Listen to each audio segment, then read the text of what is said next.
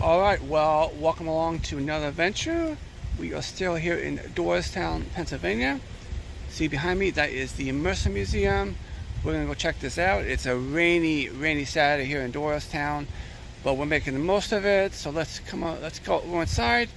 Let's check this out. I've heard a lot of good things about it. So let's check it out and see what this museum is all about. See a very impressive building behind me. Traveling around and come with me. Alright, so this museum was built as, Henry Mercer built this as a museum. Basically, he was a collector and he had too much stuff, so he needed to build a building to keep his stuff in. So this building was originally built to be a museum. So this is all about his, a lot of his stuff and some stuff that's been passed down through the generations. Interesting enough, first on the end is a vampire killing kit, and if you saw my previous video for the Vampire Museum,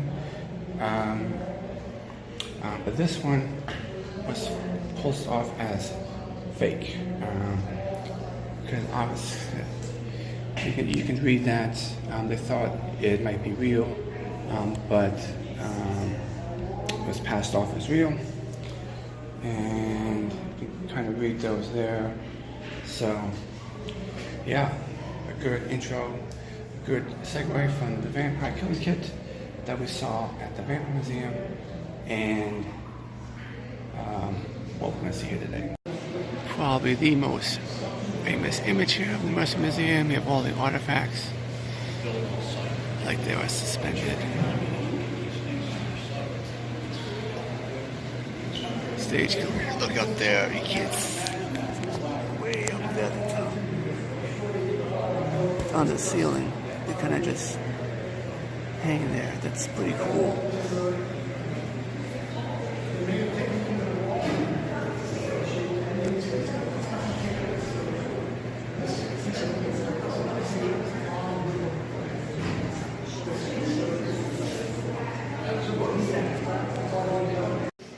Right here is a flatbread, an old printing press. It's built in the 1830s, around 1830s it was built. You can see how the ink is down there. You just press that down.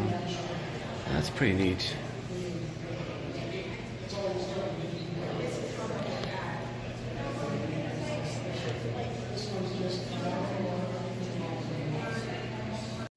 Alright, this is an old fruit press. This was used to make apple cider and wine for home consumption.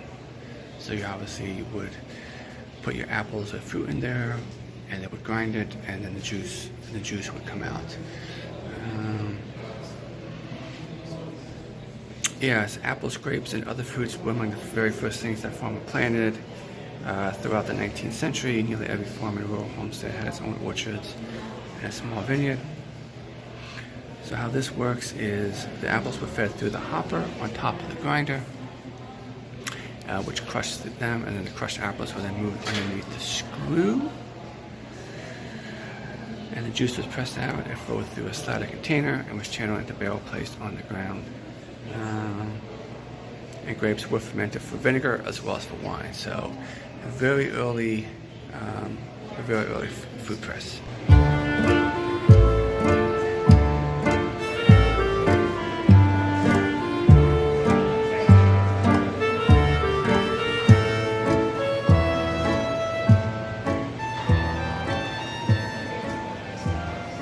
I always love these. This is what a general store looked like.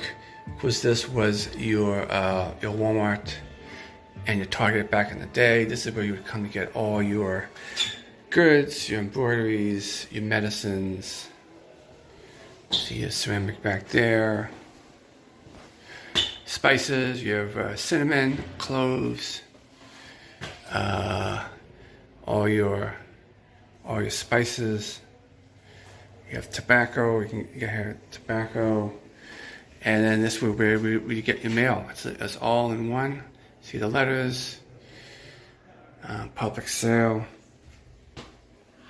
And this is your remedies for cold, cough syrup, bee tile, and the beehive smoker.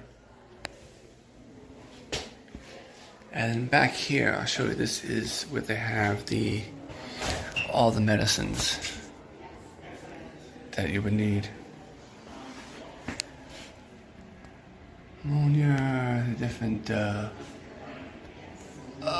remedies for illness. So this was your all-in-one shop.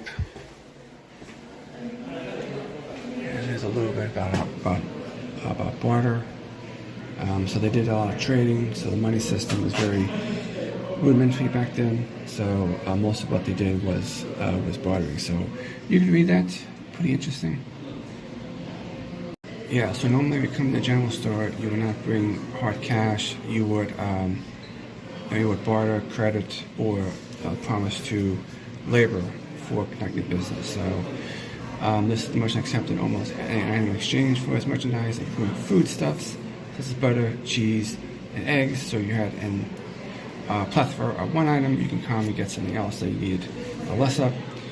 Again, a different way of doing business back then, but it's always good to relive how they did business.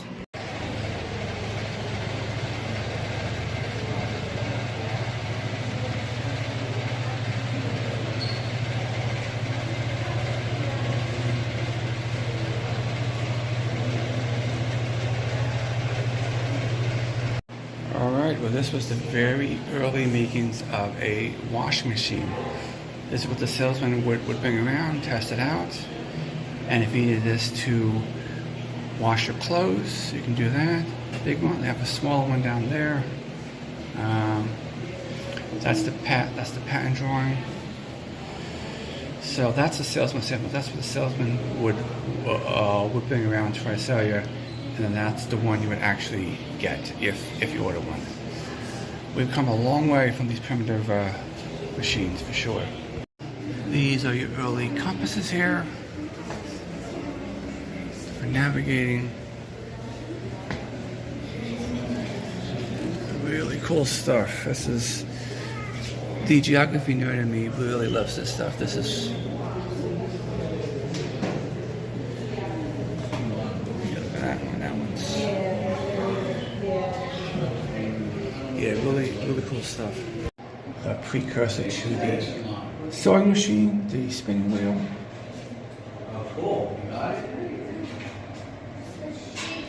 Here are some old clocks. Love this stuff. Some old-timey clocks in here.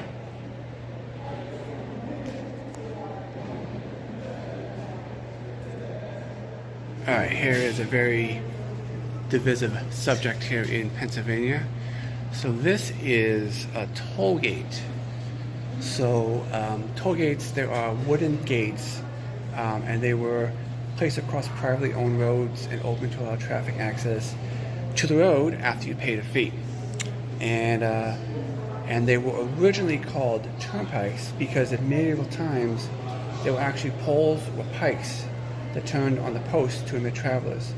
In time, roads with limited access for which a fee was charged became known as turnpikes. So that's the a little bit history of turnpikes. So you can imagine this gate was across the road, and you paid a toll, and they brought the gate up so you could pass. And of course, the Pennsylvania Turnpike was the first turnpike built. The first turnpike in Pennsylvania was the Philadelphia Lancaster Pike, and between 1792 and 1828,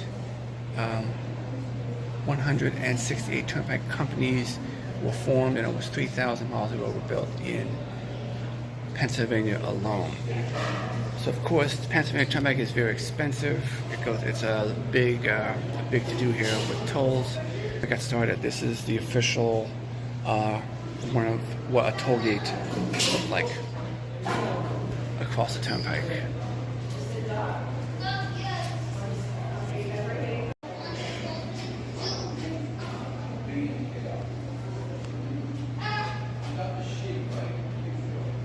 Of course, Henry Mercer was a master ceramic and ceramic tiles. So here are some of the ceramic tiles he built. Very, very elaborate. Different subjects, peace and war. family. So this whole thing is tiles that Henry Mercer made. Very, very elaborate, very cool stuff.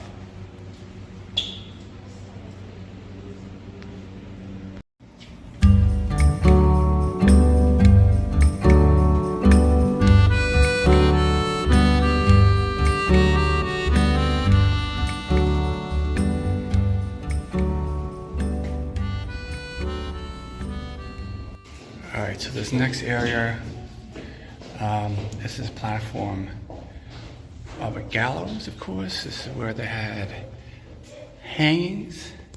So, yeah, so you basically, well, you can picture it. There is you would hang, they would have a chair or something there, and the rope up there, and then this is and then this would drop down. You can see here, this drops down. So, kind of eerie that this is where they did this, but definitely interesting to see how this contraption works. And this is the upper portion over here. So that's where they had the chair, or whatever it is they had the person standing on, or maybe it's just the feet, and then the floor would drop out. Yeah, this is, it is a little unsettling, but it's super interesting. Alright, that's a pretty cool museum. Now let's go check out, they have a little display here about the Doan Gang. So let's go check out some stuff on the Doan Gang here. Alright, so who were the Doan Gang? They were against the revolution, and they sprang from the turmoil in Bucks County, and they were considered outlaws in the targeted revolutionary movement, robberies and home invasions, and they accomplished their deeds by force and arms and left behind a legacy. So we will explore a little bit of that history. Alright, so this is the gravestone that Henry Mercer put on the marking of his grave. It was once a doorstep to residents in Doylestown. He transformed it into grave marker for Moses Doan gravesite, and the stone is on temporary loan. This was met with criticism as several local residents objected, writing that it did not seem right to heroize the biggest traitor of revolutionary times, and it's still marked by controversy today. But this is the actual gravestone to mark the grave of Moses Doan. And of course, much like in today's times, many people, they didn't want any part of the conflict between the revolution and Great Britain. They were called it disaffected, and they didn't think that, they didn't want to wish the lives for either side. And of course, Quakers and Mennonites also, who religiously forbade taking up arms. This is a door lock from the Friends Meeting House. Alright, which option would you pick? I'd probably go with this one. I'd sign it, but try to avoid conflict. So this musket is one of the few surviving objects that they have definitely known that the Doan Gang touched. I'd like to see them drag that thing away because we had our cast. So that's pretty cool, actually. I just sit there and watch them try. Yeah, that's pretty cool. Alright, so that was a fabulous tour of the Mercer Museum, some Bucks County history, and some history of how we grew as a country.